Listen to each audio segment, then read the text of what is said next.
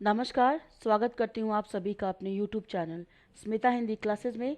आज हम पढ़ने वाले हैं राहुल सकृत्यानंद का यात्रा वृत्तांत, मेरी हिमाचल यात्रा। लेखक परिचय जानते हैं।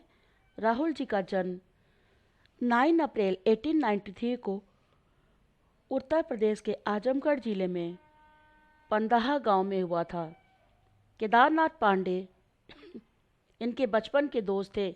प्रारंभिक शिक्षा मिडिल कक्षा तक हुई थी। इसके बाद ये घर छोड़ दिए। 1926 में बौद्धिक साहित्य का विशेष अध्ययन करने के लिए लंका गए और त्रिपिटिकाचार्य की उपाधि अर्जित की। इसके बाद 3 बार तिब्बत की यात्राएं की। वहां से उन्होंने कठिन ग्रंथों की हस्तलिपियों, चित्रों तथा प्रतिलिपियां लाए। तिब्बत से लौट ये बौद्ध भिक्षु बन गए और राहुल साकृत्यायन नाम रखा। 1944 में सोवियत संघ के लोनियनग्राद में प्राच्य संस्थान के प्राध्यापक रहे। राहुल जी की प्रतिभा बहुमुखी थी। उनको देश विदेश की भाषाओं का अच्छा ज्ञान था। इतिहास, पुरातत्व शोध, समाजशास्त्र, दर्शन, भाषाशास्त्र आदि विविध विषयों पर इनकी लगभग 150 पुस्तकें हैं।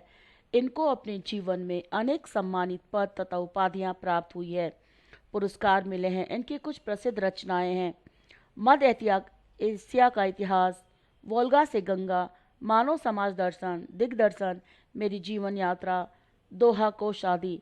राहुल जी का निबंध साहित्य भी बड़ा है। विविध विषयों पर उन्होंने निबंध लिखे हैं। यात्रा विषयक उनका साहित्य बहुत ही रोचक है। उनकी शैली की विशेषता भाषा का प्रसाद, गुण, व्यंग और विनोद है। विषय का विस्तार से निर्वाह उनकी अपनी विशेषता है। मेरी हिमाचल यात्रा राहुल जी के द्वारा लिखित रोचक यात्रा विवरण है और यात्रा का आनंद तभी आता है जब आदमी स्वस्थ हो और उससे कोई समर्थ सहयोगी है। यात्रा का आरंभ देहरादून से हुआ है। रास्ते में पड़ने वाले स्थानों में भव्यता, प्राकृतिक सौंदर्य तथा उनके साथ जुड़ी हुई ऐतिहासिक स्मृतियों का विवरण देते हुए लेखक ने यात्रा विवरण का आकर्षक बताया है।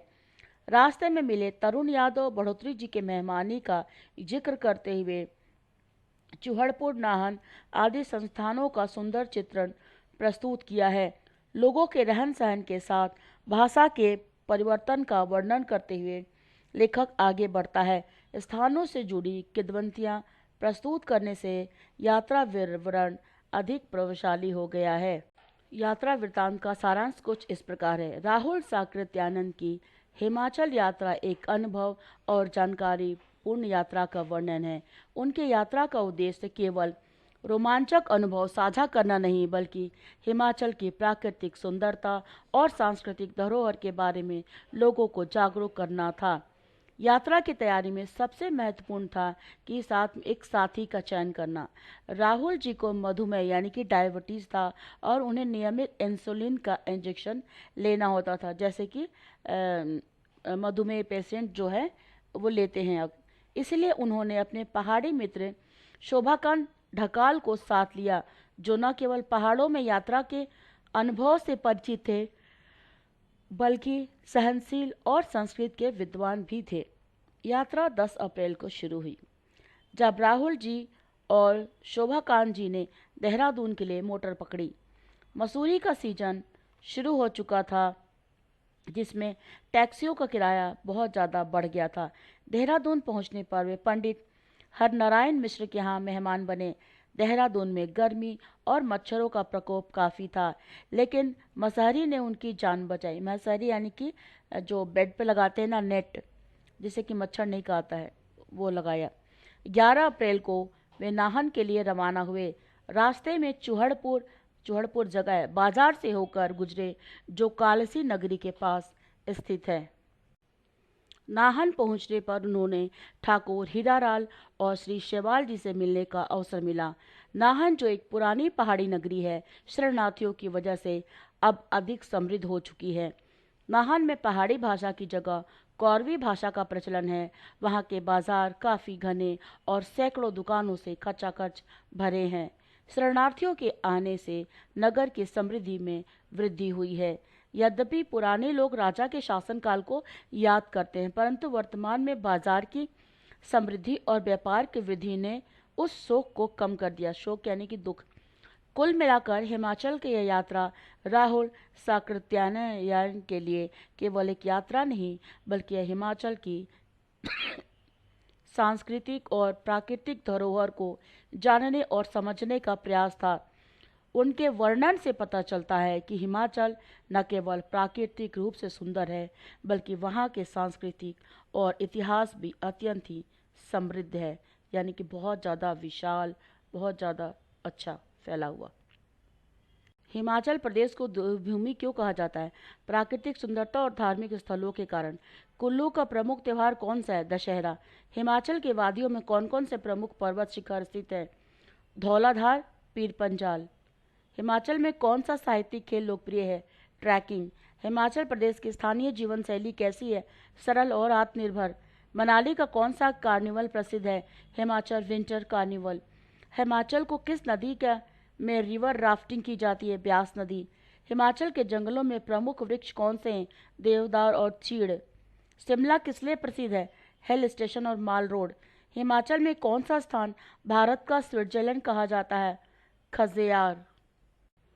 हिमाचल प्रदेश की राजधानी कौन सी है? शिमला। हिमाचल प्रदेश के प्रमुख लोक नृत्य कौन से हैं? नाटी और कांगड़ा। हिमाचल प्रदेश की प्रमुख भाषा कौन सी है? हिंदी और पहाड़ी। हिमाचल में किस मंदिर को रहस्यमयी मंदिर कहा जाता है? वैजनाथ मंदिर। हिमाचल में कौन सी झीलें प्रसिद्ध है? रिवालसर झील और डल झील।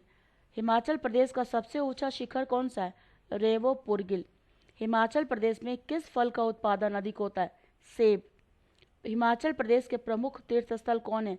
ज्वालामुखी, चिंतपूर्णी। हिमाचल प्रदेश का वन्य जीवन अभ्यारण्य कौन सा है? Great Himalaya national park. Himachal Pradesh का पारंपरिक भोजन कौन सा है? दामनी और मद्रा। संदर्भ स्पष्टीकरण करें। जहांगीर के अंतिम शासनकाल में नाहन राजधानी बसी थी और इसी प्रकार वह भी 325 वर्ष पुरानी नगरी थी। संदर्भ में पाठ्यपुस्तक, गद्य प्रभाग। पाठ का नाम मेरी हिमाचल यात्रा और लेखक का नाम लिखेंगे राहुल संकीर्त्यानंद जी हैं। प्रसंग, लेखक श्री सेवाल जी के छोटे भाई श्री युगल किशोर सेवाल के घर पक्का जोहर नगर के बारे में कह रहे हैं। व्याख्या, जहांगीर के शासनकाल के अंत में नाहन को राजधानी के रूप में स्थापित किया गया था, जो इसे एक महत्वपूर्ण और ऐतिहासिक नगरी बनाता है। इस तथ्य से स्पष्ट होता है कि नाहन की स्थापना 325 साल पहले हुई थी, जो इसे लगभग 350 साल यानी कि 350 ईयर पुराना शहर बनाती है। यह नगर अपने इतिहास और सांस्कृतिक धरोहर के लिए जाना जाता है। इसकी स्थापना मुगल सम्राट जहांगीर के समय की एक महत्वपूर्ण घटना है। नाहन का यह ऐतिहासिक महत्व इसे एक महत्वपूर्ण पर्यटक स्थल भी बनाता है, जहां लोग इसे समृद्ध इतिहास और संस्कृति को देखने के लिए आते हैं। टिप्पणी लिखें। हिमाचल की सुंदरता, हिमाचल प्रदेश की सुंदरता न केवल उसकी सांस्कृतिक दृश्यावलियों से समाई हुई है, बल्कि उसकी समृद्ध सांस्कृतिक धरोहर और विविध परंपराओं में झलकती है। हिमाचल की वादियाँ, पर्वत, शिखर और नदियाँ एक ऐसा मनमोहक वातावरण बनाते हैं जो किसी भी पर्यटक का मन मोह लेता है। हिमाचल प्रदेश को देवभूमि भी कहा जाता है और यहाँ के ऊंचे ऊंचे पर्वत, हरी भरी घाटियाँ और कलकल बहती नदियाँ इस नाम को सार्थक करती है। बर्फ से ढके हिमालय के शिखर, देवदार और चीड़ के घने जंगल और फूलों से लदी घाटियाँ यहाँ की प्राकृतिक सुंदरता में और भी निखार लाती हैं। मनाली, शिमला, धर्मशाला और कुल्लू जैसी जगह अपनी अनुपम सुंदरता के लिए विश्वविख्यात है। सांस्कृतिक धरोहर हिमाचल की सुंदरता और उसकी समृद्ध सांस्कृतिक परंपराओं में भी दिखाई देती है। यहाँ के मेले, त्योहार और धार्मिक आयोजन यहाँ की जीवंत संस्कृति को प्रदर्शित करते हैं। कुल्लू का दशहरा, मनाली का हिमाचल विंटर कार्निवल और मणिकर्ण का गुरुद्वारा साहिब यहाँ के प्रमुख सांस्कृतिक आकर्षण है। स्थानीय संगीत, नृत्य, हस्तशिल्प शिल्प हिमाचल की संस्कृति को और भी रंगीन और जीवंत बनाते हैं। हिमाचल के लोग अपनी सरलता और अतिथि सत्कार के लिए जाने जाते हैं। पहाड़ी जीवन की कठिनाइयों के बावजूद यहाँ के लोग अपनी ज़मीन और परंपराओं से गहरा लगाव रखते हैं। उनकी जीवन शैली में आत्मनिर्भरता और सामुदायिक भावना का विशेष स्थान है। यहाँ के गांवों की शांति और सादगी किसी भी आतंक को प्रभावित कर सकती है। हिमाचल प्रदेश साहसिक खेलों के लिए भी प्रसिद्ध है। ट्रैकिंग, पर्वतारोहण, रिवर राफ्टिंग, पैराग्लाइडिंग और स्केटिंग जैसे खेल यहाँ की आकर्षण का हिस्सा है। ब्यास नदी में रिवर राफ्टिंग का अनुभव हो या सोलंग घाटी में पैराग्लाइडिंग की रोमांचक यात्रा, हर साहसिक प्रेमी के लिए यह कुछ न कुछ तो है ही। निष्कर्ष के तौर पर कह सकते हैं कि हिमाचल प्रदेश की सुंदरता और उसकी प्राकृतिक वैभव, सांस्कृतिक विविधता और स्थानीय जीवन शैली की सादगी में निहित है। यहाँ की शांत वादियाँ, जीवंत परंपराएं और अतिथि सत्कार किसी भी यात्रियों को एक अनूठा और अविस्मरणीय अनुभव प्रदान करती है। हिमाचल की यह अनमोल सुंदरता हर किसी के दिल में एक विशेष स्थान तो बना ही लेती है। तो छात्रों, मेरी हिमाचल की यात्रा वृतांत यहीं पर समाप्त होता है। मेरी तबीयत ठीक नहीं है, इसलिए आवाज़ थोड़ी सही नहीं निकल पा रही है, माफ़ी चाहती हूँ। फिर भी आपके चूँकि एग्ज़ाम्स के डेट आ गए हैं, तो इसलिए मैं किसी भी हाल में इसको कंप्लीट करके सारे आपके जो लेसन्स हैं कर देना चाह रही हूँ का एग्ज़ाम के लिए आपको हेल्प मिलेगा। मैं बहुत दिनों से वेट कर रही थी, पर मेरी आवाज़ ठीक नहीं हो पा रही है। तो उम्मीद करती हूँ कि ये इतनी मेहनत से बनाया गया वीडियो आप ज़रूर देखेंगे और आपको फ़ायदा होगा। तो वीडियो को लाइक, कमेंट, शेयर और सब्सक्राइब करना ना भूलें। वीडियो देखने के लिए आपका बहुत बहुत धन्यवाद।